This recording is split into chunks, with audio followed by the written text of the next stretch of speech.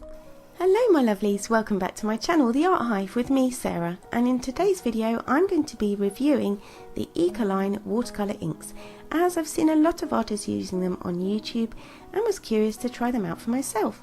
So this video isn't sponsored, so all opinions are my own, but feel free to check out other reviews here on YouTube. That said, I will be doing as thorough a review as possible to help you to decide whether these watercolour inks are something you'd like to try out yourself. So the set I bought were the 10 pack of ECOLINE mixing colours, and this is how they came. Now this pack I bought for £34.91, and that was for 10 of the 30ml inks, and they all come in this plastic case, as you can see. So 2 lots of 5, and it's quite a nice secure little packaging. So each of the inks that I got came in this little pipette pot like this. I did also buy 2 other colours, and that was the rose colour here as well as the white.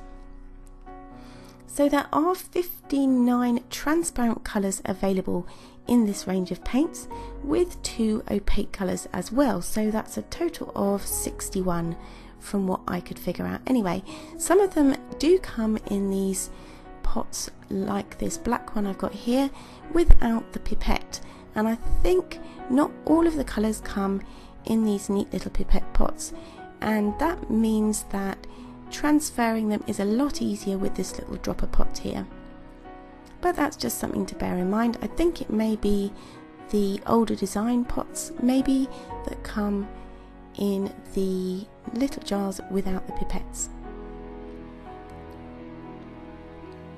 So what I'm going to be doing is I'm just going to put a couple of drops of each into my palette here, and then I'm just going to be colour swatching them out, but I'm also going to be talking a bit about other information I found that may be of interest, such as what's the difference between these watercolour inks and regular watercolour paints that you can get in tubes or pans, as well as the advantages and a few disadvantages of these inks or dye-based watercolours, and with this in mind, what I think they would be ideally suited to paint. So the difference between ECOLINE and your regular pans or tubes is that ECOLINE have been described as transparent dye-based liquid watercolour inks. So that's a bit different to the pans or tubes, which are generally made up of dry, ground up pigments mixed with binders. So here I am just swatching out my colours, and I'm just using them pretty neat. There's a little bit of water on my paintbrush, but I'm just then dipping it into each of the colours, adding a small amount of water so you can see the range of colours.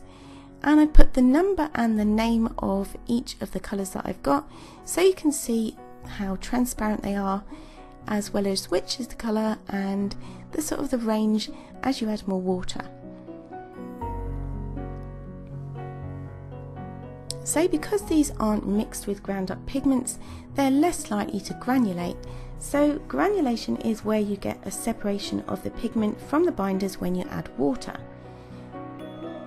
And then the pigment settles into the grooves in the paper and leaves a grainy texture when dry, which can give some really nice textures and effects, but not so good if you want smooth, even colour with little or no variation in tone or colour.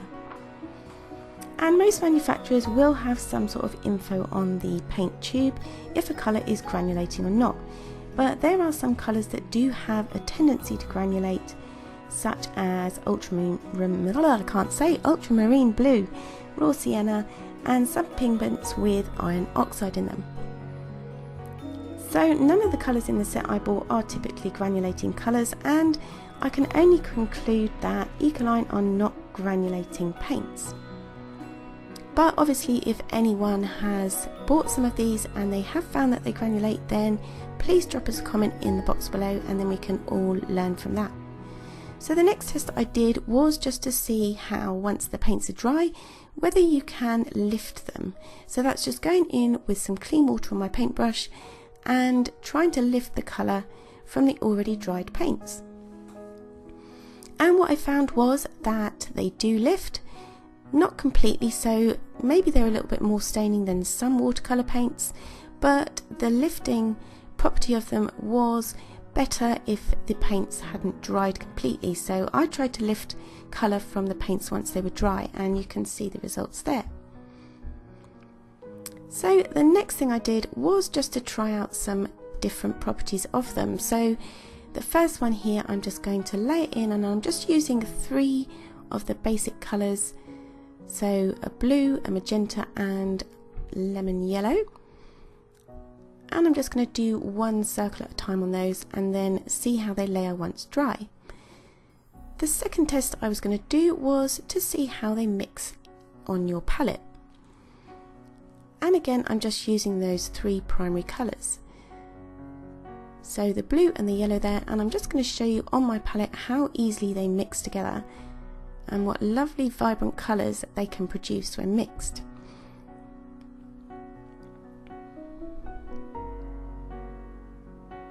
And look how beautiful that green is, and they really lay down smoothly and evenly and mix really nicely. So I was really impressed with this. So I'm going to go on and talk about a little bit about the advantages and disadvantages I see with these watercolour inks. And the first advantage that I can see is that they are really easy to use and they're ready to use, so you haven't got to sort of like wet them or pour them out into your different palettes and that kind of thing. It's just a couple of drops using the pipette and they're ready to go. So the other advantage is that they are dye based, so they're really high in colour intensity, as you can see, and I'm laying them down now. But they can be diluted if necessary, so depending on how much water you add, as we saw in the swatch chart, you can get different values of that one colour. And yes, you notice I did do this in the wrong order this bit, so you can see that mixing the yellow and magenta gives a sort of a soft red. So once that first layer has dried, I'm just going in with magenta, so you can see where the blue and the magenta overlap, you do get a really nice sort of purpley colour. So now going on to see how the paints blend wet on wet. So I'm just laying down, got 3 examples here to show you of wetting the paper and then seeing how they mix on that paper. So another of the advantages is that I think using these paints is really economical. So you only need literally a couple of drops, and I was managed to do all this painting just with a couple of drops of each colour on my palette to start with.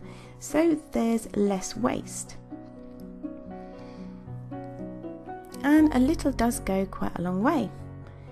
And with the pipette pots, I found it really easy to take them out. I think the only disadvantage I would say with some of the colours that don't come in the pipette pots, you have got to then get a separate pipette or dropper to take them out of the bottle, but I don't really see that as a big disadvantage.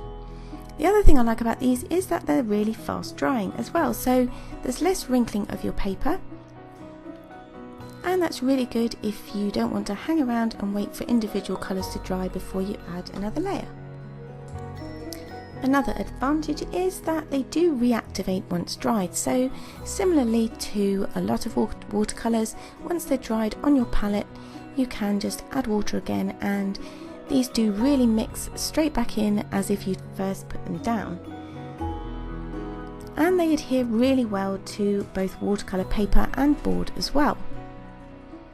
So I just mixed in some magenta with some green just to show how they blend together on the paper. And this last wet in wet example is really fun because I thought I'd try out a galaxy type look, so trying out some really vivid bright galaxy colours. Now they didn't come with any information in the pack when I bought them about the properties or any charts to swatch them out, so I did have to go searching for this information separately, and even on the manufacturer's website they didn't seem to have too much information about these paints. But I did find that you can use them with an airbrush or dip pens as well, so these paints are pretty versatile. So as I said, the only disadvantage is maybe the fact that you need to get a separate pipette for some of the colours. But as you can see here, even mixing it with white and black, you can get a whole nother range of colours with each colour. The other thing that is a bit of a disadvantage is that they're not light fast, but if you print your drawings off after you've actually finished them, you can use archival inks for that, so it's not really a disadvantage as far as I can see. So what would I use these paints for? I would use them for any watercolour paintings, but especially where you want to block out large areas smoothly, and in mixed media pieces as well.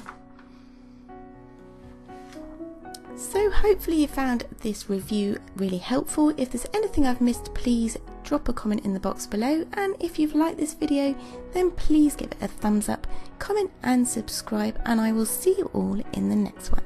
Take care, bye.